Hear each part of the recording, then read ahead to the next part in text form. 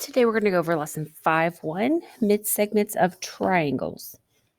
So let's define the definition of a midsegment.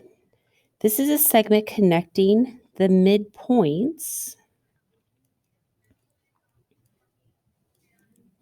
of two sides of a triangle. Okay, so let's look at the picture. So when you have a triangle, I'm going to find the midpoint, and these little markings mean these two are congruent. And on the other side, I have the midpoint. So notice I now have two congruent markings. So I know those two are now congruent. Now, if I connect those midpoints, it creates a new segment, and this is called your midsegment. Okay, so again, piece in the middle is your midsegment. Now, we know a few things about your midsegment, and we have those now within the triangle midsegment theorem. If a segment joins the midpoints of two sides of a triangle, then the segment is parallel, so that's the symbol for parallel, to the third side and half as long. Okay, so a couple things about this picture. We now know the sides that are parallel. Well, let me back up. We now know those two sides are parallel with each other. And with that, we also know that the shorter segment is half the length. So if A to B is 20, we know from D to E has to be 10 because it's half. Now, since we have parallel lines, all of the things come back into play, like corresponding angles and same side interiors, and all of those type of angles will come back into play later within the lesson. But first, we're going to just talk about naming the segment that is parallel. So if we have segment AB, we need a segment that is parallel to it. So again, parallel means they don't intersect. So we would say ZY or YZ. So those are just the two letters with the line on top. All right, moving on to the next one. If I have AC, I need the line that's parallel to that, and that is XY. And yes, you could say YX. Next one is CB. So the line that is parallel to that is XZ.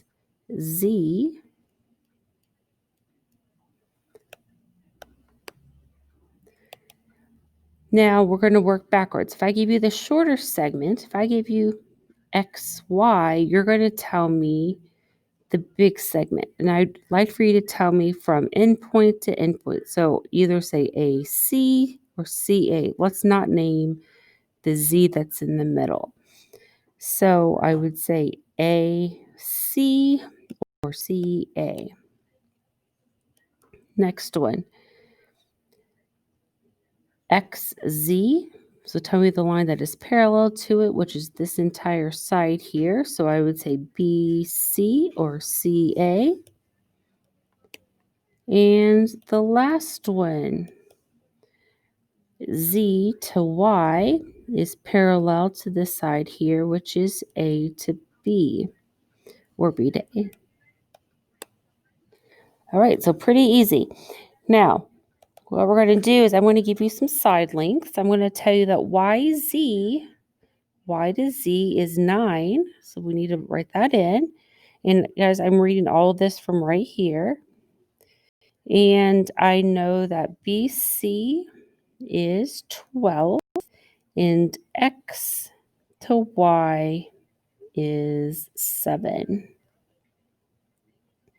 Okay, now we're going to first find out, I want you to notice something.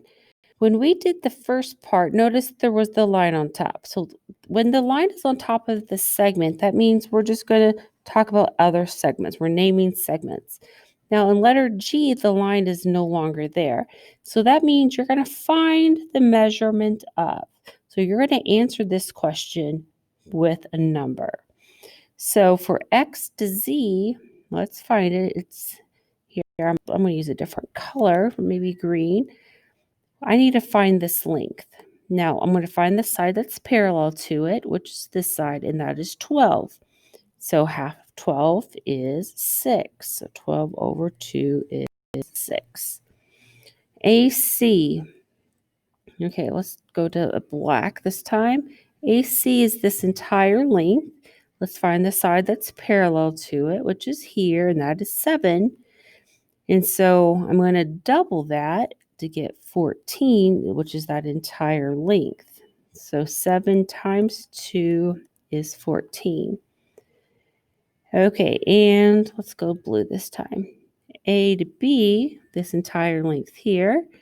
So the side that's parallel to it is 9. So I'm going to double that and get 18. And sometimes people are like, how do you know if you're going to double it? The smaller piece, you always times it by 2 to get the bigger piece. If you have the bigger piece, you divide it by 2 to get the smaller piece. So that's just how that works.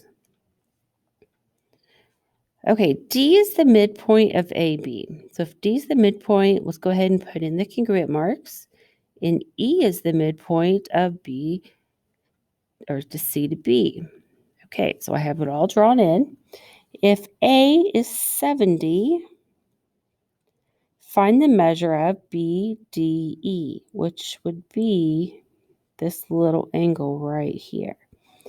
Okay, now we're going to have to go back and think about the lesson where we had parallel lines and transversals. So do you guys remember what those kind of angles are called? This one here is interior, this one's exterior. Starts with a C. It is corresponding. Okay, so guys, the same thing happens on this picture. We know these lines are parallel, and this could act as the transversal. So the 70 and this angle here at D are corresponding. So the answer is 70 degrees. If angle BED is 73, find angle C. So again, we have the same parallel lines, but the transversal now can be the other side. So if 73 is up here, the angle that we're finding is the corresponding angle. So the answer is 73 degrees. Okay, so I'm going to erase a little bit because I've made the picture quite busy. Let's go back to what we know. If DE is 23, how do you find AC? So do you times it by 2 or do you divide it by 2? Well, you're going from the tiny side to the bigger side. So that means you're going to take the 23 and double it. So I get 46. This is not degrees. This is the length. So it's units.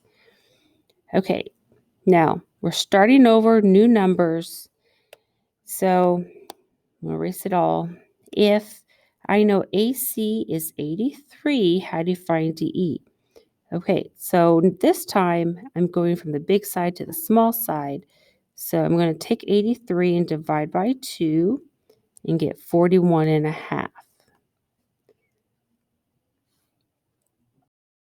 So when we do this bottom part, what we're going to do is we're always going to do the same thing. Now, I know in the beginning it's really easy, but as you can see, the questions get quite a bit more difficult as we go. So we're going to do the same method for every question.